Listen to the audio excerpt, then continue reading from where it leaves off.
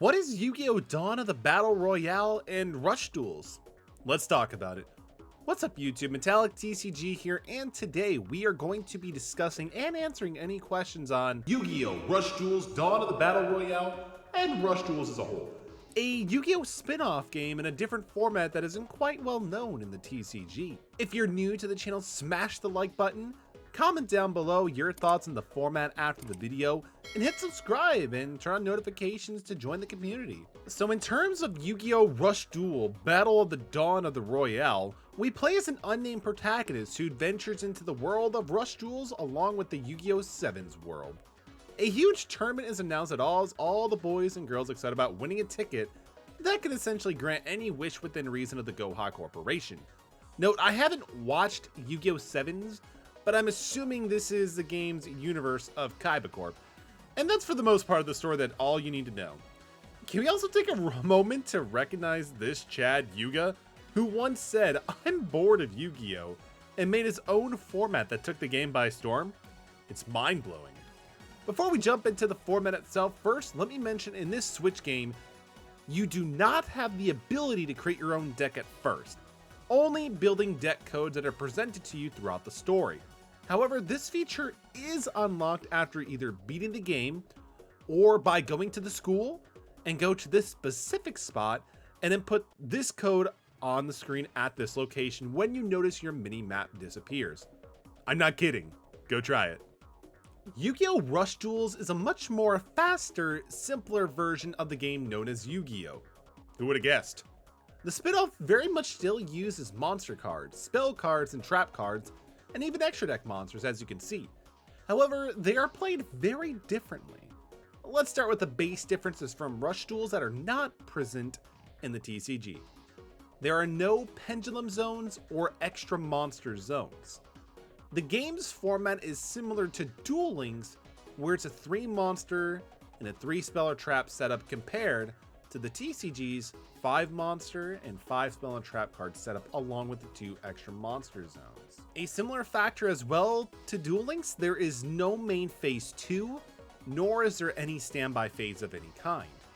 Now we broke down the main removal comparisons from the TCG, let's touch on what is added and makes this game different. So right off the bat, different card art styles that separates from the TCG legal cards. Each player draws up to 5 cards at the start of their turn, and if they start their turn with 5 cards already, they will draw 1 more. You can normal summon as many times as you want. Some cards are marked as legends. Usually these are classic old school powerful cards, only 1 legend card per deck. Card texts are adjusted to make them much easier to understand about what is the cost and what is initially the effect of paying said cost. A new exclusive summon mechanic known as Maximum Summon is introduced as well. We will discuss this further in detail. No limit on the amount of cards in your hand, so you never have to discard down to hand size.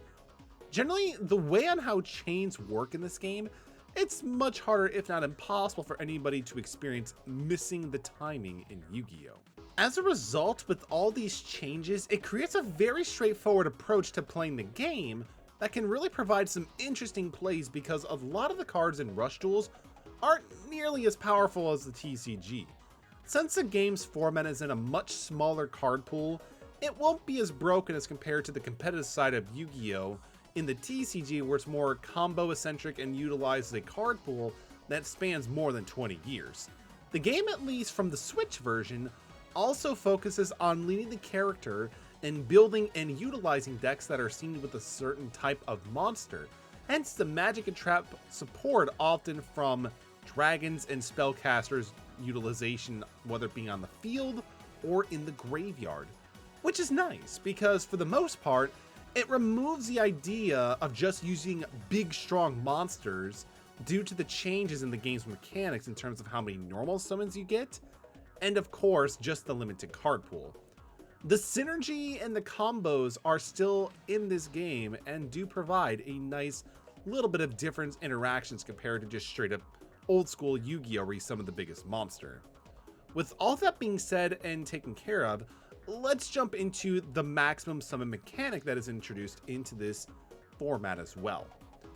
So maximum summons are special summons utilizing 3 different specific monster cards that are designed to be played together. There's a left piece, a middle piece, and then a right piece. The idea is to literally combine these 3 separate monsters into one massive one. The maximum summon monster can use all the effects of the combined cards and usually contains one passive ability, such as the one that we have on screen that cannot be destroyed by trap cards.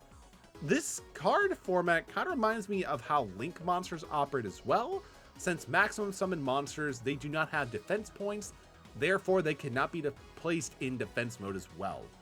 Now, as broken and as OP as this may sound, one key thing to remember is your opponent can normal summon as many times as they want, and your maximum summon monster takes up all 3 spaces. So ultimately, you may find yourself in a position where you can only attack 1 monster per turn, and your opponent can always drop 1 or more monsters to replace the monsters you previously destroyed on your turn, meaning their life points are going to be safe.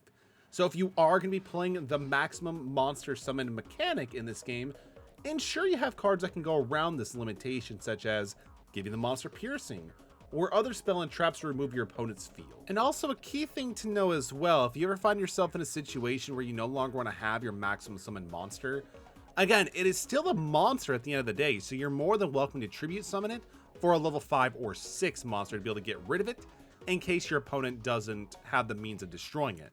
Because again, as powerful as the maximum summon cards are, they do have weakness and can slow down the game state a little bit. So when you are playing this kind of card, it's definitely best to go it within mind to be able to clear the game on that turn, or to be able to have something to be able to continue your pace on winning the game itself. And that's mainly everything you need to know about Rush Duels, as well as some new information from the Switch game, Yugioh Rush Duels Battle of the Royale. Let me know down below if you plan on picking up this game, or if you're hoping that Rush Duels makes it to the English debut. Have a good day, everyone. Peace.